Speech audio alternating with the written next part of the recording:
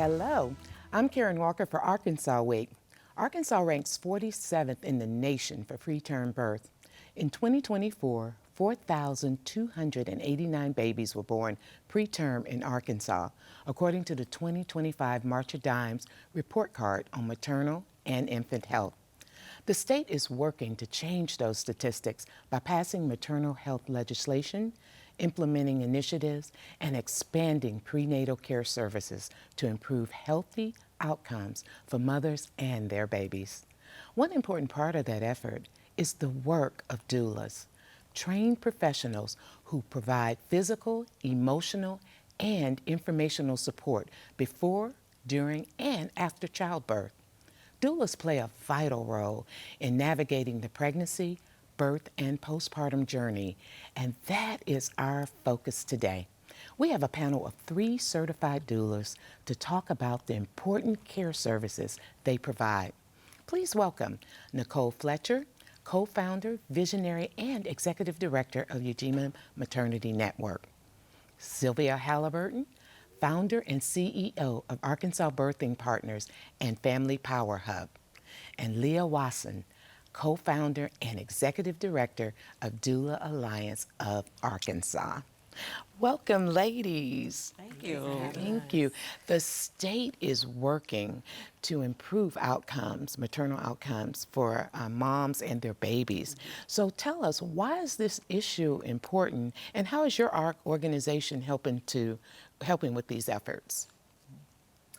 So I'm just going to jump in. Jump right Absolutely, Nicolle, go ahead. This whole issue is really important because without thriving mothers, what do we have, right? The next generation, when our mothers are suffering and not living and thriving well, we lose generations, we lose children, we lose families and communities. So I think it's really important that this conversation be talked about and we find ways to improve those outcomes so we can improve communities. And in communities, we improve our cities and, so on and so forth in our state. And so I just want to piggyback off that because, Nicolle, I agree with you on that. But what we're finding, especially in the Delta, a greater way to, we're having actions, but we're not having enough action. We have people coming into the Delta communities, but they're dropping off Band-Aids, so to speak, and they're leaving the communities. And when you don't have that sustainability of resources and services, such as doulas, to come in and provide support, advocate, and I mean genuinely advocate for these mothers to have adequate housing, to have the mental health services that is needed for mental wellness during the perinatal period, then you're still gonna have those, and we're still gonna have those issues with moms not being able to thrive, living in I'm just making it mode. And that's not what we want. We wanna see our moms being sustainable, having adequate jobs or an adequate income to support them and their families, not just the moms, but the fathers as well. When you think about the fathers, when we talk about prenatal or even perinatal care from birth, from conception to birth, we think about moms all the time, moms or the babies. We don't think about the fathers. And it's time for us to start being authentically implementing the fathers in this birth plan, because when they're not aware of what they need to do, then they just do what they have been told. And if we give them the curriculum, a pattern, a map, a roadmap to be able to sustain their families, that's when we have stronger families, when our fathers are involved with a roadmap that leads through love. That's how I see it. I'm just like, Sylvia, you came in hot. Just like guns blazing and said, baby, we got something to talk about. We have a lot to talk about because I love it. You know what? Here's the thing. I've been down those dirt roads. I'm traveling those dirt roads from state to state, from corner to corner of the state. And when I go through the fields and I'm thinking this is an abandoned house, but that is where a mother and her children live. Right. May have running water. And we need more than just, okay, a doula pop in. You okay? I have some Pampers for you. Let's talk about your birthing plan. That's not sustainable. And so with that, though, it takes, again, the community, right? It takes more than just the role of the doula. It takes the community healthcare worker. It takes the, like, just more than just this one individual. So I think that's also important. And I think that's a larger statement that you're talking about as far as how does the state really bring in support and the various resources? So that's the thing. It starts with the doula, though. It starts with communicating with the doula, and then you have to have that trust. If you don't have that trust, then there's an issue. And a lot of women don't trust people coming in from the outside. Fair. And they know a person from the inside. So let me just tell just a little bit, Liyah. Yeah. No, we're going to let you just a little bit. continue. Go ahead. My doula was an elderly lady in our community who did not know she was a doula. She would come to my home in the morning with her breakfast and leave in the afternoon. But she would make sure that I had the support, that she advocated for my needs, that she also made me feel comfortable in going through my journey of being pregnant. But she didn't know she was a doula either, and I have to say her name, Nicey Allen. She was my rock. Good. And that's what, but she was from the community. And that's what I like about, even though I am I am the founder of Arkansas Birthing Partners, Arkansas Birthing Project gave us that start. And that's when I realized that 90 was my doula, and she didn't have a title. There were other doulas out there, other doulas in the community. We just got to recognize them. Yes, exactly. Liyah, what is your organization doing to help with the efforts? Yeah, so I wholeheartedly agree with both of the perspectives that have been shared. And I think really what it comes down to is that the community is necessary, that doulas were around before the term doulas was a thing, and it was just community. And so bringing that back, because at the core of it all, people are just deserving of support as a whole, especially moms and babies in their most vulnerable state. So at the Doula Alliance, we're focused, we're in a different position than the other two organizations represented here, because we're actually focused on supporting the doulas. So I say we're douling the doulas. We're supporting the support people so that then they have a stronger foundation so that they can go out into the communities and be that support for the families. That's wonderful. One of the things that we found is this maternal crisis disproportionately affect women of color, specifically African American women. Why is this? Oh, there's a lot of reasons. There's so many reasons. Inadequate services and lack of services in especially rural communities. Hospitals, hospitals are closing. I was just in Camden on yesterday. We were working out some logistics on planning some things in reference to their community because they no longer will have their hospital. And we have to stop working in silos. We have to stop working in silos. There's more than enough work for everyone to come to the table to make this a successful state when it comes to maternal health. In rural communities, we look at the fact that we look at pop-in service, or popcorn service. You're popping in, you're popping out. You bring a car seat, you're gone. Yeah, we need more than just a car seat. We need more than just a pack and play. We need to be educated. And we need to feel that you are authentically concerned about our communities. I love that. One of the things that I think is baffling sometimes for people, when they hear the term doula, they associate it maybe sometimes with a midwife or OB care. So someone break that down for us. What is the difference between a doula, a midwife, or OBGYN? 3 totally different levels of support. So the midwife and the OBGYN are that medical clinical support. Doulas are non-clinical support. So when you think of a midwife, you might think of a home birth, although there are midwives who work in the hospital also. You think of an OBGYN, you're gonna be in the hospital. Doulas, we do all of that. We're with you in the hospital, we're with you at home, we're with you wherever you need to be, a birthing center, wherever you choose to be, in your home prenatally for hours, you know, as Miss Sylvia has been talking about. We're that non-clinical support, offering that emotional, physical, informational labor, and then that advocacy. So we're really helping you understand.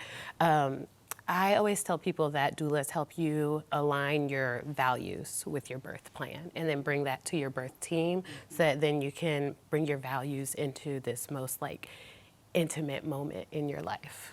I love it. So, Nicolle, tell us, why did you become a doula? You know, it's interesting. I started this because it was cute. It's fun. Like, you know, we're going to help somebody have a baby. Oh, yes, that's so great. A friend of mine introduced me to the whole idea of having a birth outside of the hospital. And I was like, you could even do that? And she was like, yeah. So just learned a lot about the whole thing. And it started out as being cute. But what was cute turned into purpose, turned into passion, turned into like literally like my reason for breathing in so many ways, because life begets life. And like being alongside a woman and her family to see her transform and become this woman, this new person, like that's life to me. And I'm a Christian, and so I'm just going to throw this out here.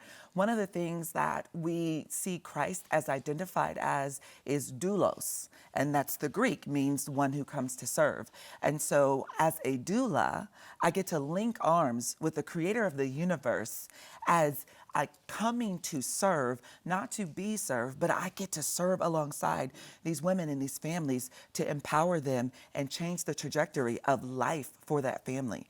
That's why I'm here. That's powerful. Yeah. That's powerful. Sylvia, why did you become a doula? I have a couple of reasons, but the main one was because when I saw what Niney brought to the table for me and the service that she provided, I knew that I needed to provide that type of authentic, genuine service to other women, being a high risk, having a high risk pregnancy, and a lot of women have those. When I worked with Dr. Zenobia Harris with Arkansas Birthing Project, and she gave me the opportunity to be a sister friend, and when I said I need to be more, she said, well, you can be a branch leader. I said, okay. Then I said, but we need to train more women to be sister friends. And sister friends is not a paid position. And that's what I love about that is starting out as a sister friend. You're doing all the things as a doula. You're providing that support. You're making those phone calls to them. You're advocating for them. You're going to the doctor with them. You're providing all that support right from the communities. These women in their communities are being trained to be sister friend doulas, as I call them. And that's why I wanted to be a doula, because we need the support. And a lot of women think it's just, okay, you're giving birth. It's just the thing that women do. But it's not just the thing that women do. It's a gift. It's a present. You know, it's a gift that you need to be cared for well, taken care of well, know how to take care of yourself well, all the things. You need to be loved well during that time. Yes. And I know authentically I can show that to women, how you should be taken care of. And that work really matters. It does. Liyah, why did you become a doula?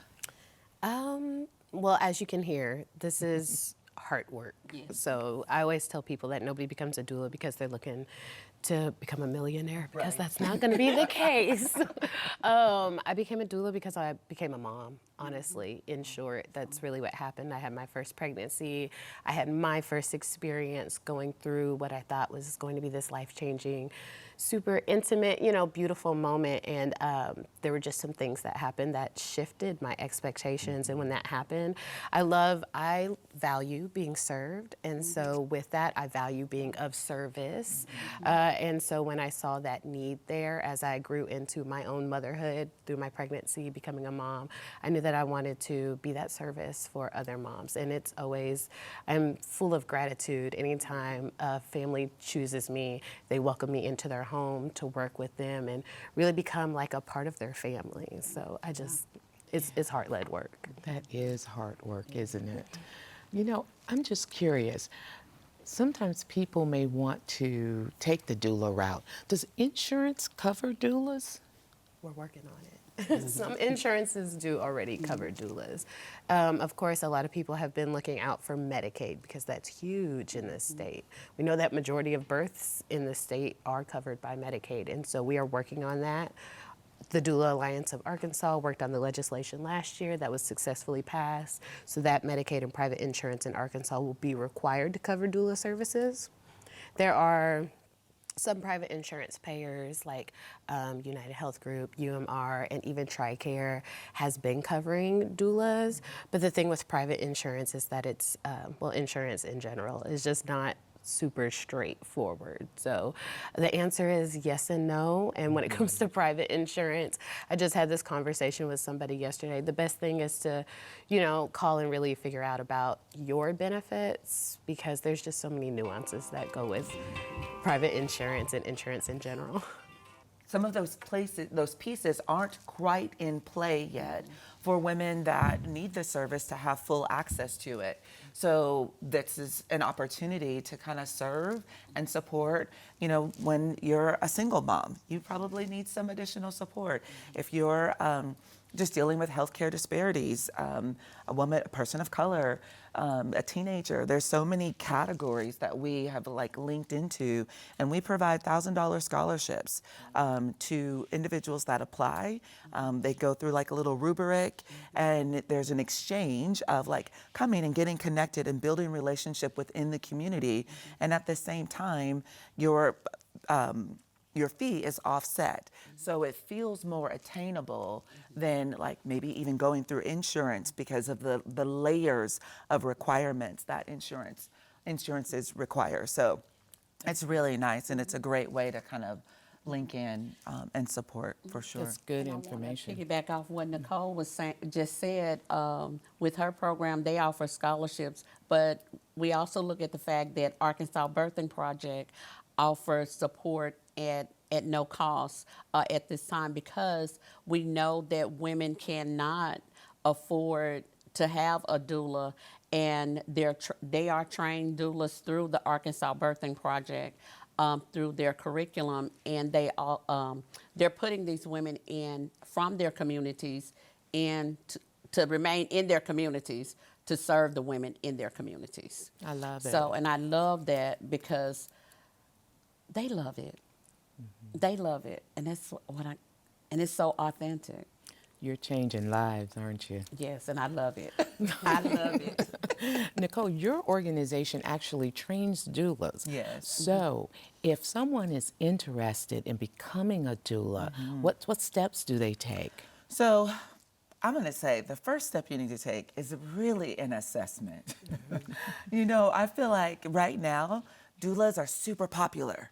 And the whole idea, like, yeah, I want to be a doula, I want to be a doula. It's cute and it's fun. But are you willing to put in the sacrificial work when you get the call at 3 a.m.? Are you willing to answer your phone? Are you going to get up? Are pieces in your life in play for you to really step in and put your life on hold to then come alongside and serve another person? So that's the first thing, is really take an assessment. Like, it's cute. Let's snap for that, though. Because as doulas, for real. Let's just take a full assessment. And then, you know, we have open applications. We've been partnered with UAMS through their doula expansion program. So we are one of the organizations that provide training to certification through that particular partnership. So if somebody's interested in becoming a doula, they can apply through UAMS. They can also apply directly through Ujima if they wanted to train and certify directly through Ujima.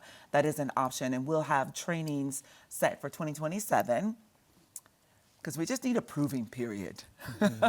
We need some time to make sure that you mean what you say and that this is not just cute, so that we can actually expand the workforce, and that's a big deal. That is a big deal. Do you have any encouraging words for expectant mothers right now?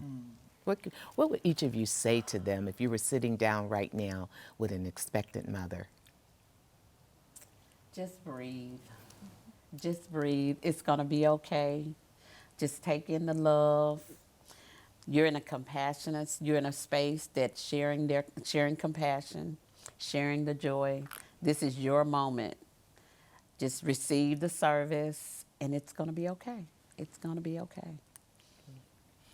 So what would you tell them? Wise words are I have a baseline that I pass on to every mom that I meet, and that's that plans change, but the goals stay the same. And your goal should be a feeling in alignment with your values. I'm heavy on values, so understand your values so that you can create that goal.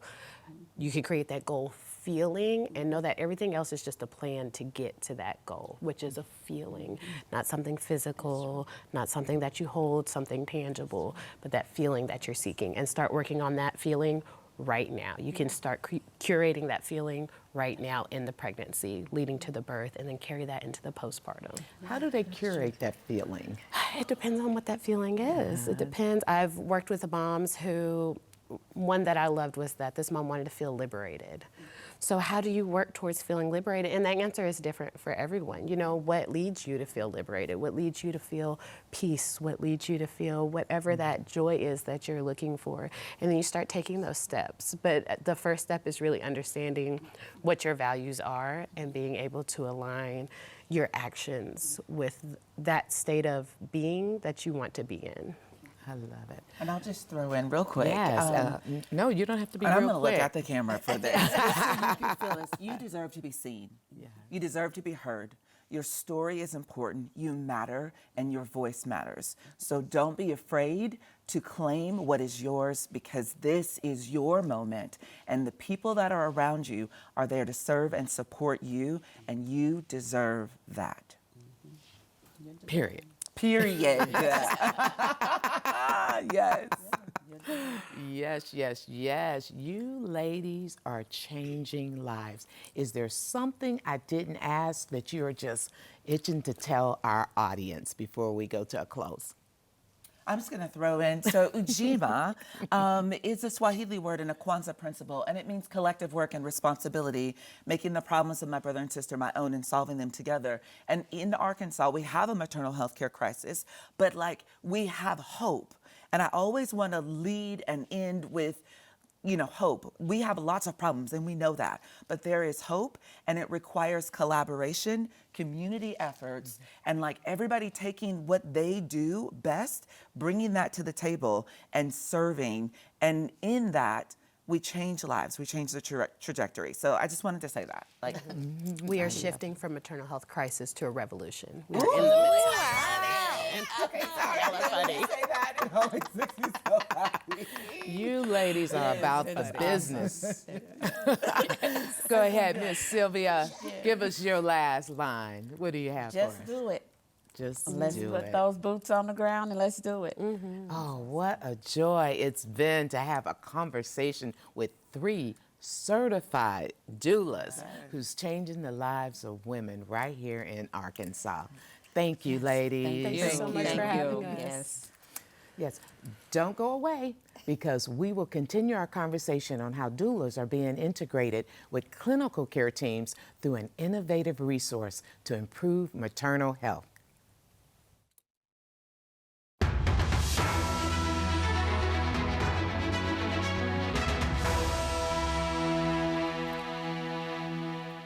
We're back, and joining me to tell us about an initiative to incorporate doulas with hospital teams is Hannah McHardy, Senior Director of Programs at UAMS Institute for Community Health Innovation, and Whitney Tolbert, Vice President of Women's and Children's Services at Mercy Hospital in Northwest Arkansas. Welcome, ladies. We're so glad to have you on the show today to have some important conversation. Well, let's get going. We're going to just dive right in. UAMS Community health innovation. They have launched the toolkits. That's an exciting new initiative. Can you tell us about that, Hannah? Yeah, absolutely. So the Arkansas, the doulas and perinatal teams as partners is a toolkit to help hospitals figure out how to better collaborate with and integrate doulas into the community. And this was really born out of the exciting moment that we're at in healthcare in Arkansas. There is a watershed moment happening for maternal health in particular, where we have clinicians, we have partnerships with the Arkansas Department of Health, we have community-based organizations, doulas, really all hands on deck to try to help figure out how can we improve these maternal health outcomes in Arkansas. And it's very clear that this is a very multifactorial issue. And so there's no one silver bullet.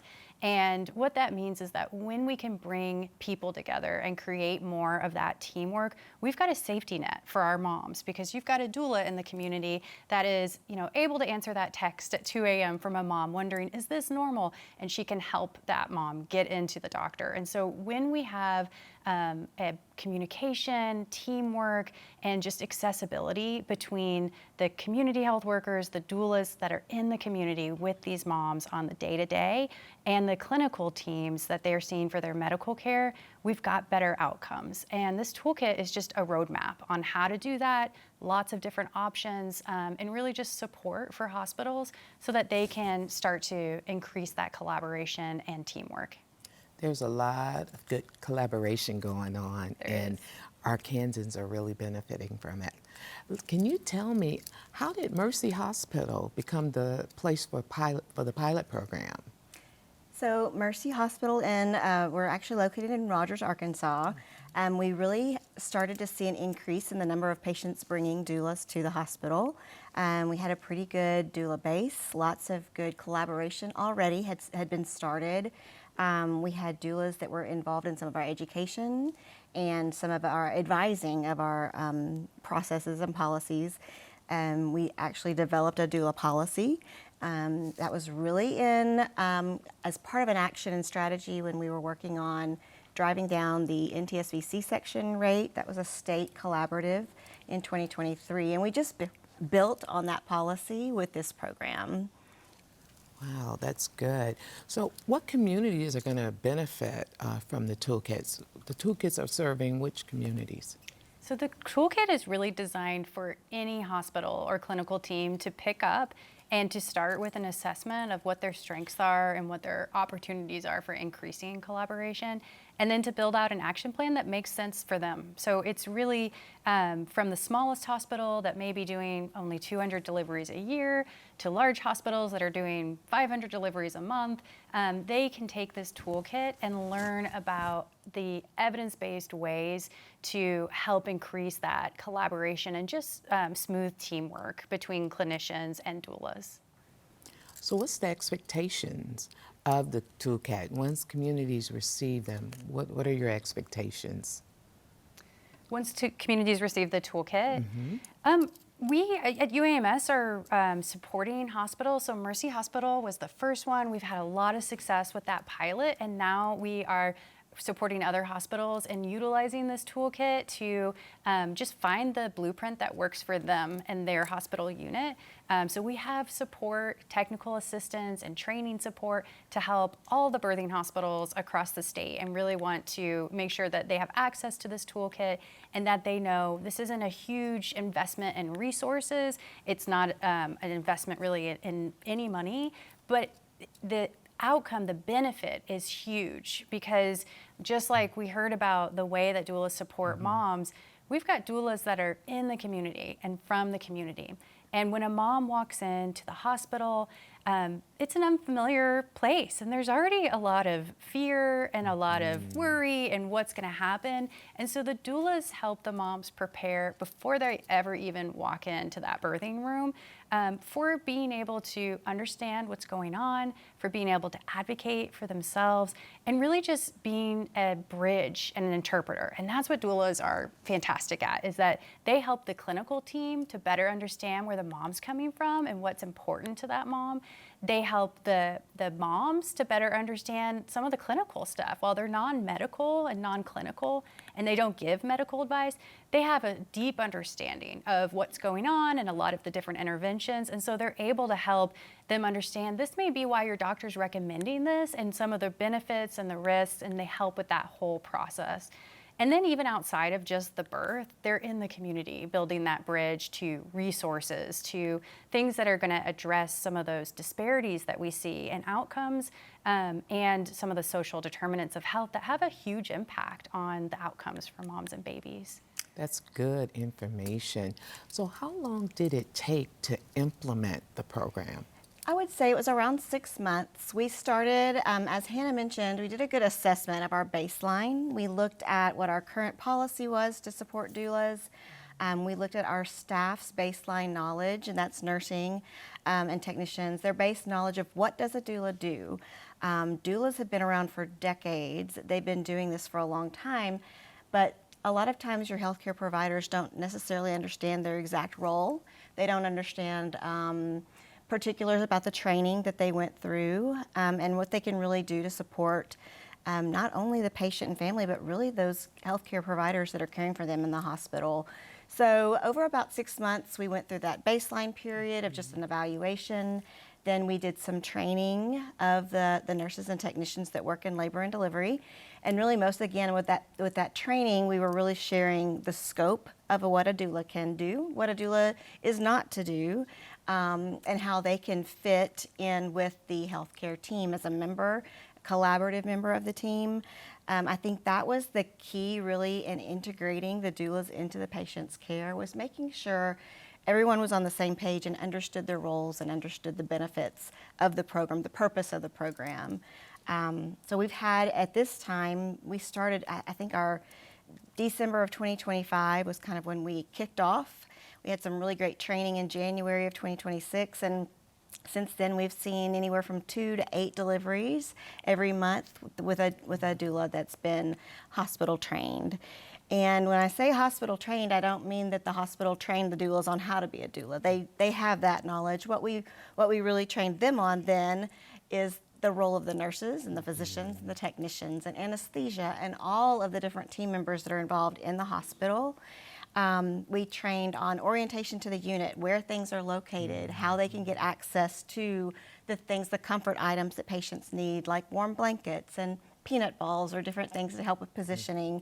So that was the training. It was hospital specific to kind of orient them to the environment, to orient them to the people, and really start building those relationships and connections. And with that training, they received a badge. And so we kind of named it our doula badge program, but they received a badge that had their name, they're a doula, and that also indicated to the staff that they've been through the pilot training program. So what type of resources or staffing's needed to implement the program? That's a great question, and honestly, as Hannah referenced a little while ago, it really doesn't take a lot of resources. Now, I will say at Mercy in Northwest Arkansas, we deliver around 2,600 babies a year, just for reference on kind of the busyness or the volume. A smaller hospital is not going to have as much resources. A larger hospital might have more resources and might need a little more resources the larger they are. So I would say that varies depending on the size of the hospital. Fortunately, at Mercy, we have a childbirth educator who's also a registered nurse with experience in mother, baby, and in labor and delivery. Also, she was a doula before she went into nursing. So that made her a key champion for the cause. She was passionate about that, and I think that if any resource is key, it's that, to really have that champion that appreciates the evidence that is telling us that doulas make a difference, that appreciates the role of both the nurse and the doula and has the perspective of both of them. That might not be, every hospital may not have that person. We were fortunate to have that at Mercy, and I think that's been really key to the success of our program so far. Yes, helping them to work hand in hand really does affect the experience that mothers have in the hospital and the health of their babies. You know, Hannah, what are the first steps that a hospital should take when they're using this toolkit? Yeah, I think Whitney really hit on that just now, is that understanding the evidence and the role and the training that doulas have really helps to build the trust that clinicians need. And so UAMS did a survey of over 100 perinatal healthcare providers across the state of Arkansas in 2024, just to get an understanding of what do you think about doulas, and what do you think about where we're at in Arkansas with doula integration? And what we found is that almost 90% of those providers see the real benefit of doulas in helping to create comfort and a better experience for the patients that they're taking care of.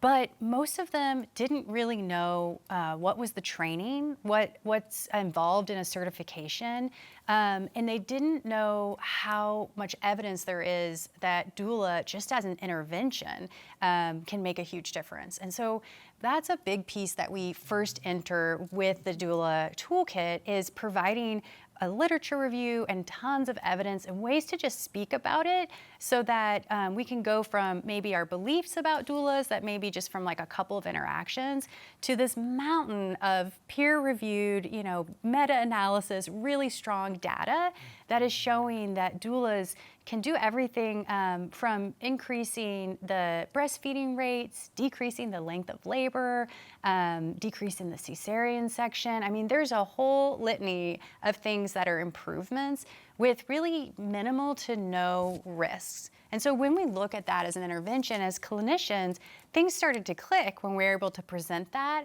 of like, oh, right, if this was an intervention, a medication, it would really be unethical to not provide every mom a doula, because you have all these benefits with minimal to no risk. And so that helped kind of change the thinking of like, yeah, we can partner with these people. They're not coming in to be obstructive. They're not trying to make things more difficult, but they really know the moms. They're helping to advocate for the moms.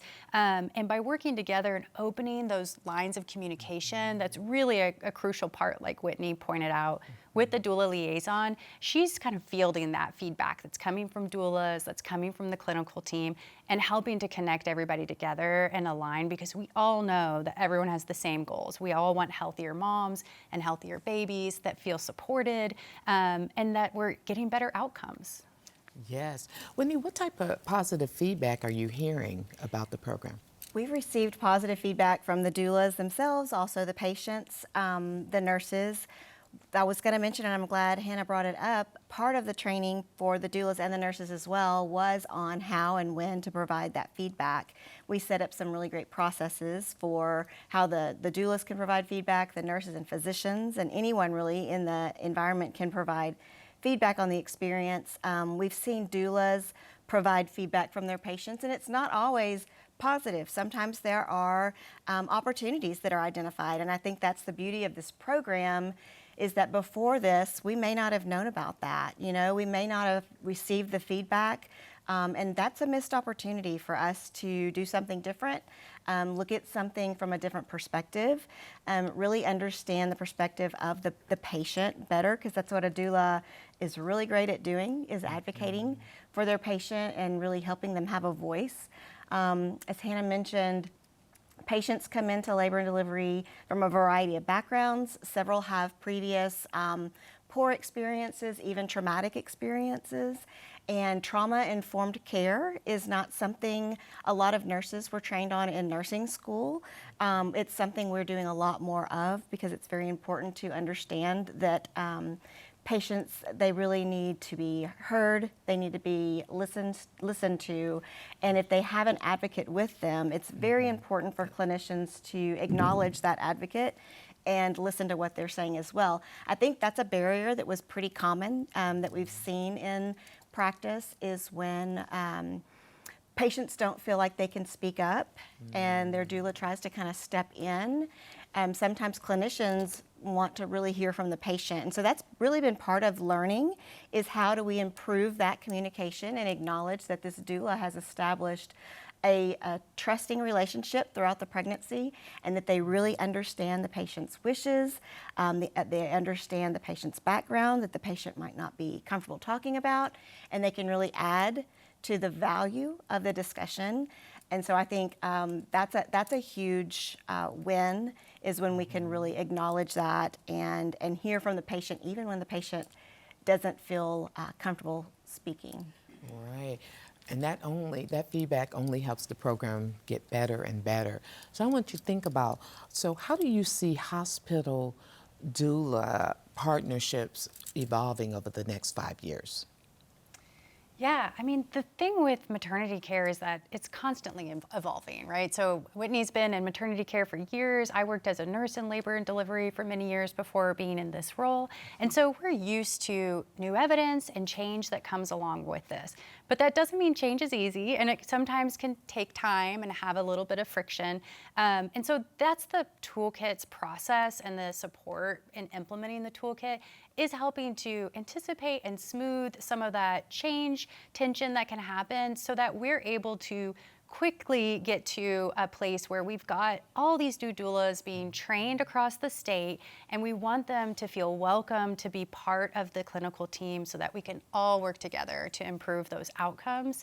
And so that's what this toolkit is, just a catalyst to make that happen quicker. And we know that this is absolutely possible for Arkansas hospitals to lead the way in this innovative solution towards maternal health. And it's so good when Arkansas is leading the way and not Yes. stumbling behind. So ladies, what are your last words that you'd like to leave the audience with today? Yeah, I would just say that, for moms, reach out and get the support that you need, and don't be afraid to bring your questions and your concerns to your clinical team. And a doula can really be a great way to help you figure out, what do I need to ask? How do I digest this information? It may be medical jargon that I don't understand. And so with the expansion of access to doulas, more doulas in Arkansas, more coverage for doulas coming in, I just encourage moms to do that research in their community and see if a doula is right for you and can really help you along this journey. Whether it's your first baby or your 5th baby, there's so many benefits. Love it. I And would Whitney? say, as we continue to try to roll out the toolkit to other birthing hospitals across the state, clinicians, nurses, birth workers, they don't have to wait on the toolkit. It is available online. They can look at it, download it, and get this information. Really reach out. I would say for doulas, reach out to hospitals and start the conversation. For nurses in labor and delivery units, reach out to doulas and start the conversation.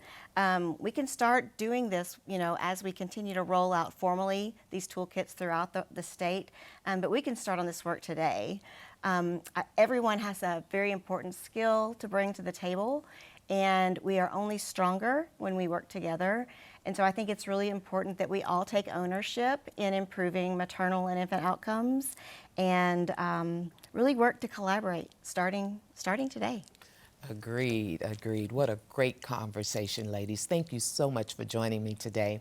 Thank you, Hannah and Whitney, for joining us for this important conversation. Please stay tuned. Coming up, we'll hear from a group of sister friends helping to build support systems for expectant mothers and families across the state.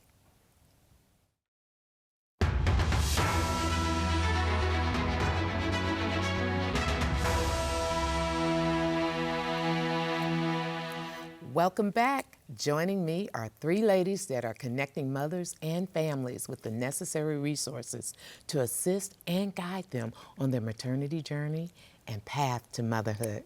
Please welcome Felecia Fletcher, a sister friend of Russellville, Arkansas, Stacey Armstrong, branch manager of the Russellville Hub for the Arkansas Birthing Project.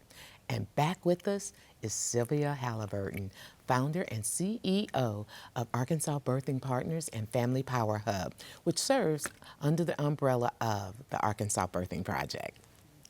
Welcome, ladies. It is so good to have you on the panel today. Sylvia, I'm gonna start with you. Okay. Tell me a little bit more about the Arkansas Birthing Project and how it's helping in the communities, in our rural communities. So Arkansas Birthing Project, I'm gonna give you a little history. It started over 30 years ago with Dr. Catherine Trulliel Hall, but in this day, it's led by Dr. Zenobia Harris.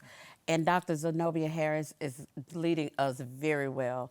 not only is she training sister friends, which are the big sisters to the little sisters, and the little sisters are our pregnant moms. We go to the homes and make the phone calls to make sure that they're being taken care of. They have the necessities that that is needed throughout their pregnancy. If they need someone to go to their doctor visit with them, if they need to assist with transportation, we don't provide money, but we do provide quality service. And Arkansas Birthing Project, I tell Dr. Z this all the time, and Dr. Z is Dr. Zenobia Harris. I tell her all the time, the service that we give, that is given through the Arkansas Birthing Project, it cannot be, there's not a price you can put on it. Because these are women who are coming in, working from their heart with compassion. Yes. So tell us about your role, though, as branch manager. So Stacey is a branch manager, and Dr. Z has put me in charge of bunch leader. And what I do is create birthing projects across the state in different counties. So Stacey was my latest, and I knew she would be perfect for the project because she's an outgoing person. She's a loving mother, a loving wife. And she supports other women, and she enjoys doing it. So we have created, we have birthing projects in multiple counties. We have birthing projects in Woodruff, Monroe, Lee, all throughout the Delta. And we're building even more birthing projects because it's needed. And we use women and families and volunteers within our communities. So you're pulling everybody in. Yes, everybody. It takes the village. Yes. Felecia just said it takes a village, and it does. So Stacey, tell us about your role. You're a branch leader there in Polk County, I believe. And so what does all that entail? Yes, Polk County, Yale County, and Johnson County. Wow. I do a lot of facilitating through my sister friends. Let's say a lady comes in and she has a client that is having a baby and she needs assistance for it. As the assistance goes through, she gets a sister friend. We connect her to somebody that has the passion and the love that she probably needs at that time. This hits home really for me, considering what is going on in the world today. We need someone to always facilitate what people need. We're the leaning post sometimes. The doula moms are just a godsent when we look at that, because they're advocates for the mom. Sometimes when the mother goes to the doctor with the sister friends, they don't have a voice at times. They don't have a way to really communicate with the doctors. And those sister friends are allowed to take them to doctor's appointments and help. As a branch manager, I facilitate some of that. When they call me, I just connect them to where they need to be. Sometimes it's a great fit, and sometimes the puzzle doesn't fit. And so we try to make sure that puzzle is together and help the mom. Oh, and that's so important, isn't it? So can you tell me, Felecia, what is the Sister Friend Network? What do you guys do to support mothers and families?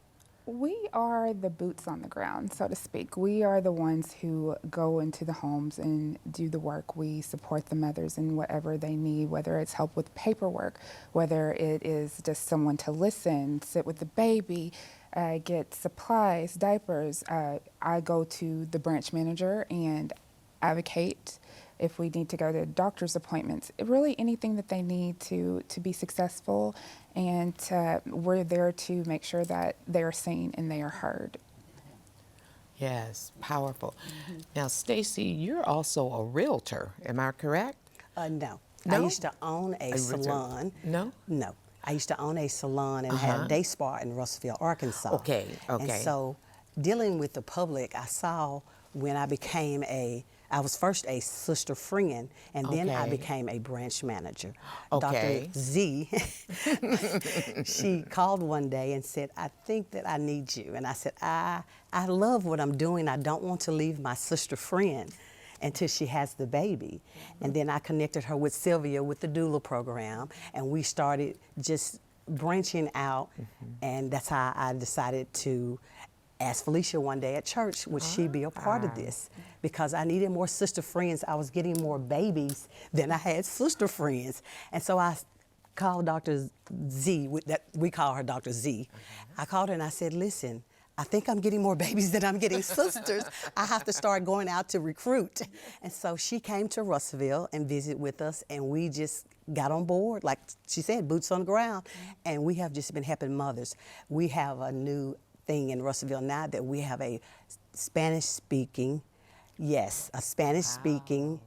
interpreter. And we are very excited about that because now we can go when you had Johnson County, I had young ladies calling me and I would have to translate it over on my phone. And so now this is taken that away, that she helps with a lot of that. So we're just helping all the way that we can with the mother, from car seats to pack and plays to breast pumps. We're trying to facilitate anything a mother needs. And you know, when we look at the mothers out in the community, they are a gift to us. When they start having babies, that is going to be our community later on that we can look at and say, hey, we poured into them. We give them something that they need. We love on them. We love on the mom. We have a new program now for the men. Sylvia, can you elaborate I on want that? to piggyback off of something that you said, Stacey, about all the items. It's not about all the items that we also provide for the moms. We also educate them with different classes, and that helps moms as well. And we involve our moms in things not just strictly based on the needs of going through your pregnancy, but what are some of the things you like? Do you like crafting? Do you like painting? What are some of the things that you like? And we hold those cackling conversations over crafting, making purses, or knitting, crocheting, or whatever we're doing, because that brings that trust level closer. And that's what we want. We want to know that we not only care about you understanding how to take care of yourself and your baby, but we want you to know that we care about the things that you love to do as well. We also, like as Stacey was saying about the Fatherhood Initiative, we have 2 organizations that we're working with. One is with Calvin. Yes. We work with him. And Kings of Kings. Kings of Kings. And we're working with also Bridging the Gap with Pastor Stanley Barnes. And he was like, well, Miss Sylvia, you have me traveling everywhere. And I'm saying, well, you gotta go.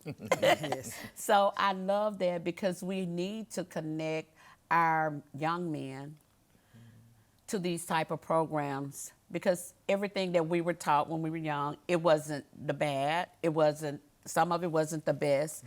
It just allowed us to just make do. And now we want to do better than just make do. We want our young men to understand that pregnancy is not just about mom, it's about you as well. So what are some of the biggest needs? Oh, well, education basically is the biggest need. And being authentic with that, being non-judgmental. You know, your action speaks before you even open your mouth. And a lot of times when we look at, when people come into the communities and they're not used to, it's not that they're judging, but they're not used to traveling a dirt road into a field with an older home. They're not used to seeing that. And as a mom, translate that as you think you better than. So just being compassionate and understanding to the communities that you're serving.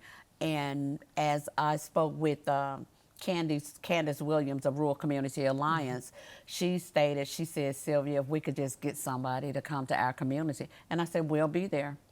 We will be there. And so with Arkansas Birthing Project and Arkansas Power Hub, Arkansas Partners, we go in and we take care of our moms. And not only do we teach them how to take care of themselves, we provide the equipment for as blood pressure. We're trying to prevent preeclampsia and eclampsia. So we provide them with blood pressure cuffs. We provide them with healthy meals. And I'm so excited to say our newest partner is Sunlight farms who provide healthy meals, and not just healthy meals, but education classes, and they'll also be providing different things for our moms, teaching them how to cook healthier meals the way they like them, how they like them seasoned, and things like that. So real quickly, how can one become a sister friend?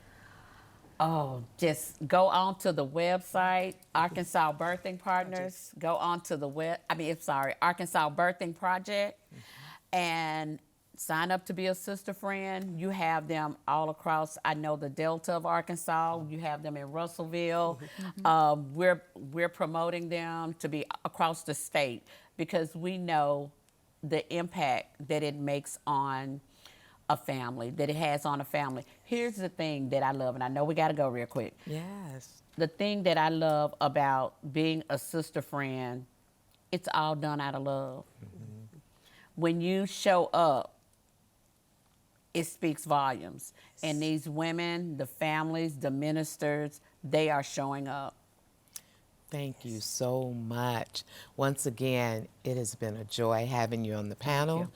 I believe our audience they're able to take in what we've been talking about. And who knows, you may get some new sister friends. Oh, we welcome them. Yes. We welcome them. Thanks to all of our guests for sharing their expertise and for the work they do to support mothers, babies, and families.